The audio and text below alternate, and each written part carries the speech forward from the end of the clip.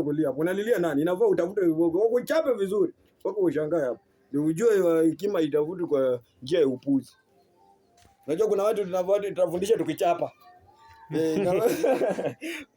Tuna watu inafaa tufundishe tukichapa ndio sasa waelewe. Maana mwalimu alikuwa anatuambia usiposikia kwa masikio utasikianga na ngozi. Lakini sasa hivi watu ni wakubwa watasikiaje kwa ngozi? Sasa ile hali wanayopitia ndio sasa inawafundisha. Hakika kwa nyumba kukaliki. Akopaka na vani 5 kwa nyumba.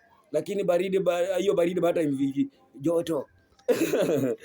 Tuko pamoja. So maisha ya raha ya amani inashuka kutoka juu katika ulimwengu wa roho, inashukia kila nafsi. Na yeyote anayemwamini hatapotea, bali atakuwa na uzima wa milele. Muamini Yesu, atakusaidia, atakufungulia njia. Hiyo yenye inaitanga magonjwa, sikia. Ukiwa katika Kristo, hauamini katika magonjwa. Magonjwa kwa lugha nyingine ni fungu la wasioamini. Unataka nikudhibitishie hiyo? Najua unataka nikudhibitishie. Magonjwa ni fungu la wasioamini. Na hiyo kama una maswali niulize nikujibu. Twende katika kitabu cha Kumbukumbu la Torati. Watu wanaingia kwa madeni kwa sababu ya magonjwa. Wanaingia kwa madeni kweli? Wanakuwa wadhamini, wengine wanapata wadhamini kwa njia, yani wanasema nipatie, yani kwa sababu yani vile vitu vinafanyika kwa sababu ya nini? Hebu twende katika Kumbukumbu la Torati. Kumbukumbu la Torati.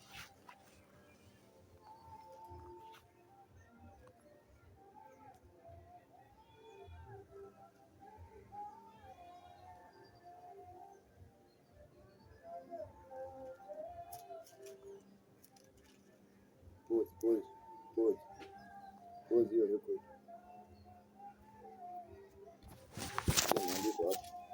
Nimerudia hapo 28. Haya. Kumbukumbu la Torati. Kumbukumbu la Torati 28:15. Twende.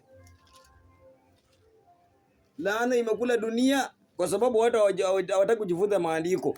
Lakini itakuwa usipotaka kusikiza sauti ya Bwana.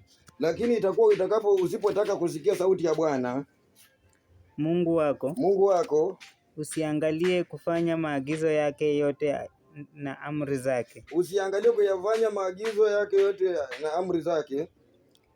Ni kuagizazo hivi leo. Hivi leo. Ndipo zitakapokujia laana hizi zote na kukupata. Ndizo zitakazokujia laana hizi zote na kukupata. Utalaaniwa mjini. Utalaaniwa na mashambani.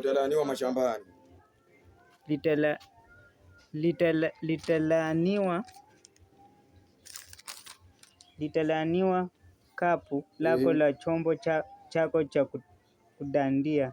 Kukandia. Utalaaniwa kapu lako na chombo chako cha kukandia.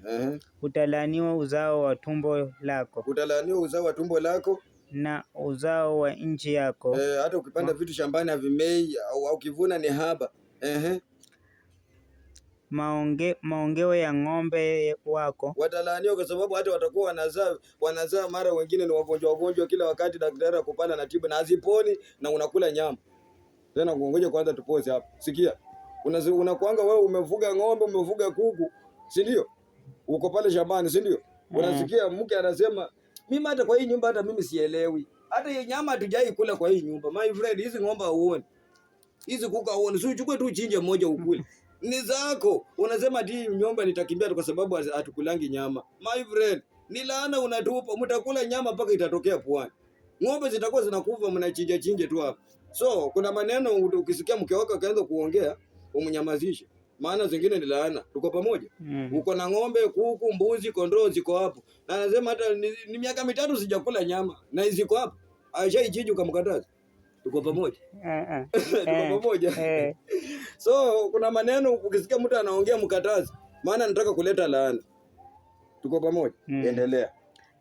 Na wadogo wa kondoo zako. Utalaaniwa uingiapo. Utalaaniwa na utokapo.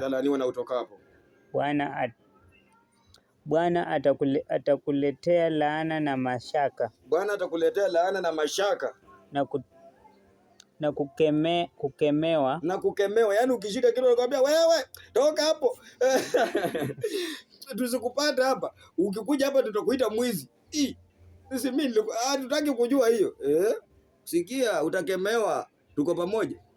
Lakini kama uko na Yesu akemewi, yeye ni mfalme wa wafalme. Maana atatemesha kwanza, hata ukikuona narudi nyuma anasema, huyo ni mtumishi. Tuendeke polepole hapa, tukienda vibaya anaweza kuachilia bomu ikatuchoma. Songa mbele.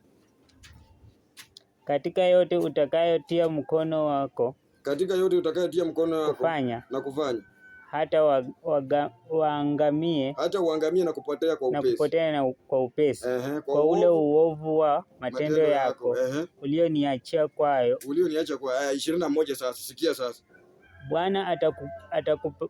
Bwana atakuambatanisha na tauni hata atakapokwisha kuondoa katika nchi uingiayo kwa kuimiliki. Bwana atakupiga kwa kifua kikuu na kwa homa na kwa kuwashwa na kwa hari ya moto na kwa upanga na kwa ukaufu na kwa ugonga na kwa koga, navyo vitakufukuza hata uangamie. Achia hapo. Sikia, unafukuza na magonjwa mpaka unasikia mahali unasema ningekufa nitoke kwa hii dunia. Si zinakufukuza? Sasa unafikiri uko pale unaenda ndio kuna raha, si ndio? Achia, tunaenda mbinguni, unaenda motoni. So magonjwa ni sehemu ya wasio amini. Na ni njia moja ya kufilisisha mtu. Maana magonjwa ikikuja lazima muangalie vile mtu anapona. Kwanza ndio mambo mengine yaendelee, si kweli? Yesu Kristo ni mwaminifu. Ametuma neno lake na sisi tutapona, tutaendelea kuwa wazima kwa jina lake. Tangu aliponiita mpaka leo hii ni miaka mingapi? 5. Tunasonga mbele kwa jina la Yesu. Na hivyo mwingine pia ashuhudiwe na yeye pia aingie katika safari hii. Tusonge mbele pamoja. Magonjwa haitakuwa sehemu yetu. Haitakuwa. Anasema niaminie yu na uzima wa milele. Sasa uzima wa milele ilikuwa ni siku moja ama siku mbili? Si inamaanisha ushaingia tayari. Ni wewe unaendelea hadi utoke duniani. Bas. Tena si ugonjwa litakuondoa duniani. Utakuwa ushalala unasema watoto wangu kujie. Ninawaachia urithi wa maana. Msiache jina la Yesu. Kaeni kwa hilo, mpendane, muishi kwa amani na unalala. Wanasema hata watalia. Utasikia tu wanasema sasa tuangalie vile mzee anasitirika. Tunamstiri wapi? Lakini umegonjeka, hata ukikufa nasema sasa huyu ni nini? Haya, tuendelee. Tunarudi huko. Tulikuwa nakuonyesha kuwa hii topic ni ndefu kidogo, ni ndefu kidogo. Ni ndefu. Na bingu. Usiendelee huko, tunaenda Methali kule 22. Rudi 22 huko.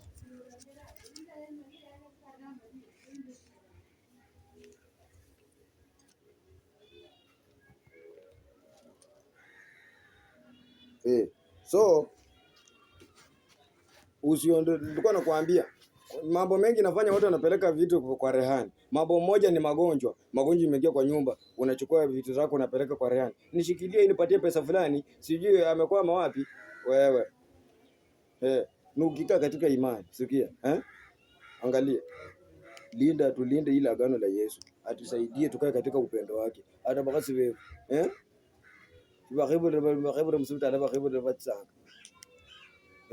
Amen.